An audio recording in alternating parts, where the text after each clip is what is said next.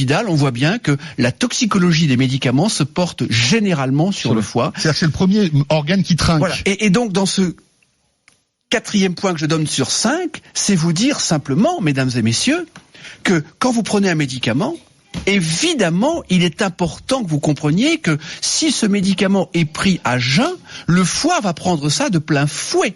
Donc, d'une façon générale, il faut prendre des médicaments au moment des repas, et notamment pour les feralgan, et notamment pour le paracétamol, qui est un médicament qui est pris par certaines ou par certains comme des bonbons.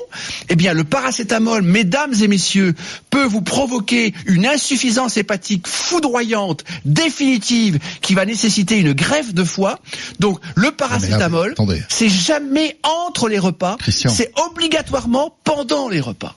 D'accord. C'est une faute majeure des médecins. Oui, mais quand on a mal à la tête. Eh bien, on mange avec. On prend le paracétamol et en même temps on mange. Oui, mais si vous dites qu'il faut pas manger entre les repas. Si on a mal à la tête entre les repas, qu'est-ce qu'on fait ? On mange une pomme, on mange un yaourt, on mange un fromage blanc. Avec, ça permet d'accompagner et de préserver le foie parce que si vous voulez, je connais des patients. En gros, pas de Doliprane à jeun, quoi. Voilà, jamais, pas de paracétamol entre les repas. Et si vous prenez un paracétamol, l'ibuprofène, même chose. C'est pareil, c'est encore pire. C'est une bombe nucléaire parce que c'est pas le fait de prendre un ibuprofène comme ça dans la vie. C'est quand on prend de l'ibuprofène, il y a des gens qui en prennent, mais vraiment tout le temps. Et ça, ça ne va pas. L'aspirine, c'est mieux ou pas ? L'aspirine, ça a surtout un impact sur l'estomac et ça fait saigner et ça peut donner des gastrites. Donc les aspirines à 1000 mg, n'en parlons pas, parce que là, non, mais on a mal à la tête, par exemple. Vaut mieux prendre. On s'éloigne un petit peu. Paracétamol, ibuprofène ou aspirine, absolument. Plutôt paracétamol. Absolument. Alors je résume.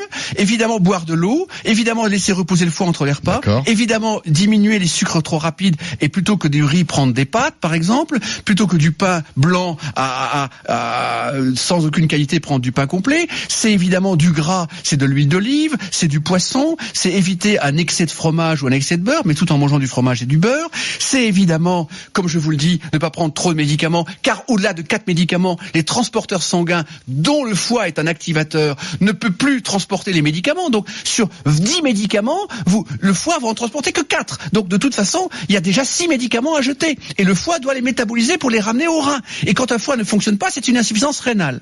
Et dernier point majeur, alors là, le 5e point, si vous voulez garder un foie, et je vais résumer le tout si vous le permettez, c'est évidemment un verre d'alcool pendant un repas. Et le foie est un organe qui ne supporte pas l'alcool.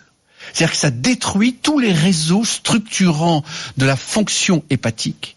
Et évidemment, quand les réseaux L'alcool est l'ennemi du foie. Ah, c'est le premier ennemi du foie.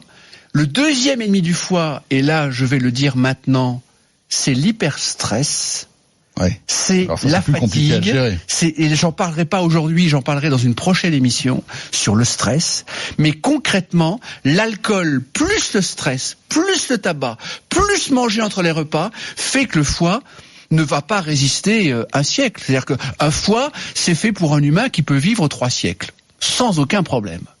Mais quand un foie est agressé par l'absence d'eau, par le grignotage, par des sucres rapides permanents, par du gras en grande quantité, par concrètement des médicaments et par en plus un excès d'alcool entre les repas particulièrement, le foie ne supporte pas. Attention, quand vous dites un excès d'alcool, un verre d'alcool par repas, même si le sujet d'aujourd'hui n'est pas le sujet un verre de vin quand même. Oui, c'est ce que je dis, c'est-à-dire qu'un verre de vin par repas, ça va. Oui.